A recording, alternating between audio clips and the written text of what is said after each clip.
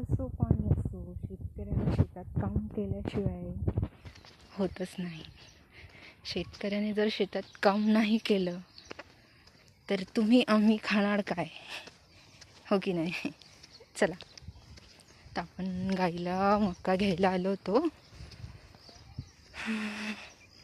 त्यासाठी मस्त चिकन येणार आहे.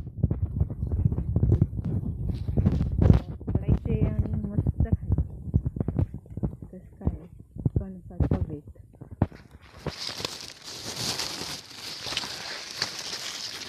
कसे वाटले कमेंट बॉक्समध्ये नक्की सांगा. आपल्या गाईसोबत मुलांची खायची एक वेगळीच मजा आहे.